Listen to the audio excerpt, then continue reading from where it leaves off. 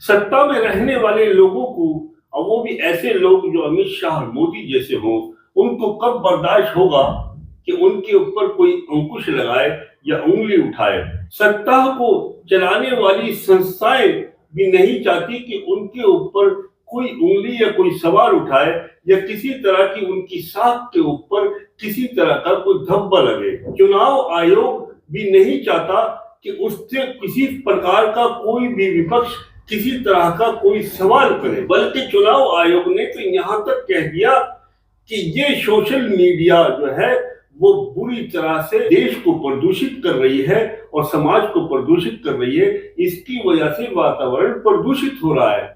अरे, जो स्तंभ माने जाने वाली मीडिया है, जो देश की चौथा स्तंभ माना जाता है, जब वो सत्ता के अनुकूल चलने लगे, जब वो सत्ता से सवाल ही करना बंद कर दे, तो ऐसी स्थिति में देश की क्या कंडीशन होगी। यानी देश के अंदर अभी हरियाणा का चुनाव हुआ, जिसके अंदर कांग्रेस ने चुनाव आयोग से एक के बाद दूसरे के बाद में तीसरा सवाल किया, लेकिन किसी तरह की कोई सुनवाई नहीं हुई। इस बात को सोशल मीडिया ने भी जनता के सामने रखा। इसके बाद में चुनाव हरियाणा का होता है और हरियाणा का इस जर्जर चुनाव होता है कि तमाम लोगों को पता था कि कांग्रेस प्रचंड बहुमत से जीत रही है, लेकिन उसके बावजूद भी वहां बीजेपी प्रचंड बहुमत से और ऐतिहासिक जीत हासिल करती है, जिस पर वहां के लोग और राजनीतिक पार्टी विपक्ष सवाल उठाती है चुनाव आयोग के ऊपर कि ऐसा कैसे संभव हो गया,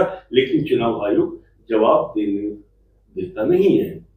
यानी चुनाव आयोग ऐसी जो हरकतें की और जवाबदेही नहीं चाहता, यानी सत्ता के अनुकूल जब चुनाव आयोग चलने लगे, सत्ता के अनुकूल जब मीडिया चलने लगे, सत्ता के अनुकूल अगर न्यायपालिका चलने लगे, यानी चारों स्तंभ अगर सत्ता के अनुकूल चलने लगे, तो ना तो लोकतंत्र का कोई अर्थ होता है, ना लोकतंत्र का कोई मतलब रहता है, ना किसी की वोट का कोई अधिकार होता है, ना विपक्ष का कोई आधार होता है। यानी लोकतंत्र को बहुत बड़ा खतरा है उस वक्त में जब चारों देश के बड़े स्तंभ जो हैं वो सत्ता के अनुकूल चलने लगे, जब चुनाव आयोग की नियुक्ति भी सत्ता ही करने लगे, जब न्यायपालिका के अधिकारियों की नियुक्ति भी सत्ता करने लगे और मीडिया पे पूरी तरह से उनके कलम के ऊपर कब्जा अगर सत्ता का हो जाए, तो फिर देश जो है बहुत बड़े खतरे में है। और लोकतंत्र जो ये हमारा देश का लोकतंत्र है, ये बहुत बड़े खतरे के अंदर है। लोगों का जो मताधिकार है, जो हर 5 वर्ष के बाद में लोग अपने मत का अधिकार प्रयोग करते हैं, यानी उसका भी कोई आधार नहीं बचता है। तो लोकतंत्र की होती हुई हत्याएं, चाहे वो हरियाणा में हो, चाहे असम में हो, चाहे महाराष्ट्र में हो, ये सब लोग भली भांति समझ रहे हैं। उधर से लोकतंत्र के ऊपर जो इस तरह से हमला किया जा रहा है, यानी सोशल मीडिया, इसको जो सोशल मीडिया अंदर की रिपोर्टें लाकर जनता के समक्ष रख रही है, अगर सोशल मीडिया नहीं होगी तो कोई भी रिपोर्ट आपको सही नहीं हासिल हो सकती, क्योंकि आज की जो गोदी मीडिया है वो सत्ता के अनुकूल चल रही है, केवल वही जबान बोलती है जो सत्ता चाहती है।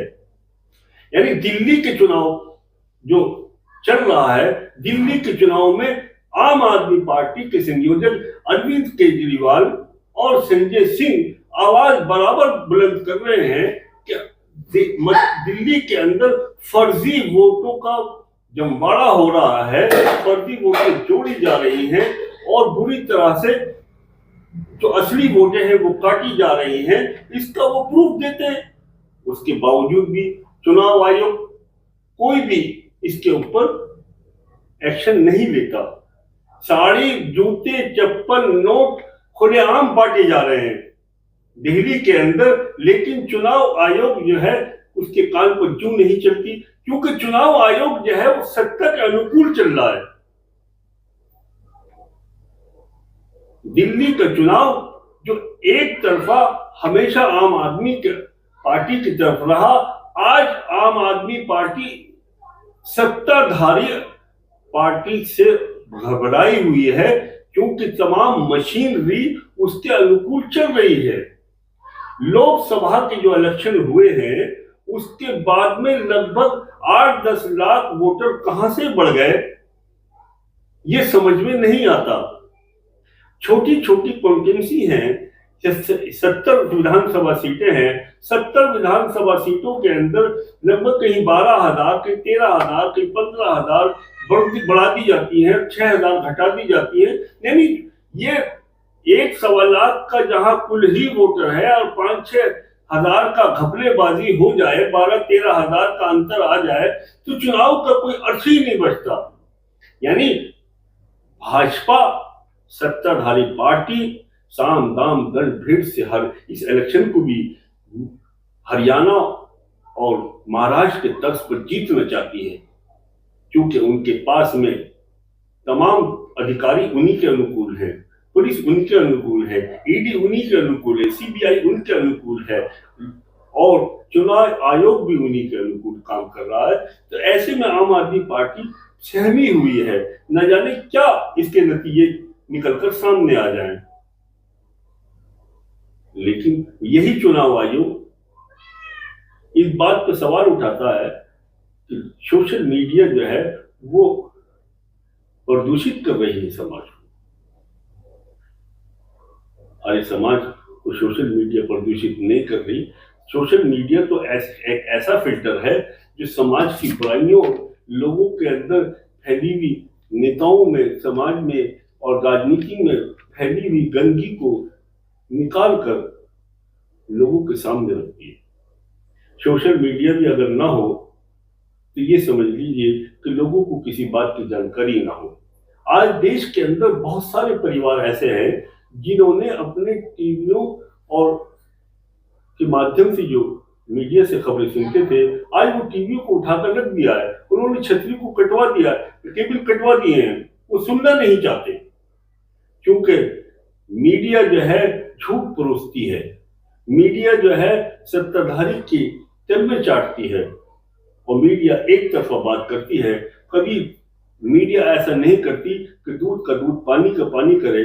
सत्य पे आधारित जो मीडिया थी, आज वो जो है गोदी मीडिया के नाम से मशहूर है। दिल्ली का चुनाव इस बात का प्रूफ है कि अगर किसी तरह की भी जरा सी भी गड़बड़ी होगी तो आम आदमी पार्टी वहां जीतने वाली नहीं है।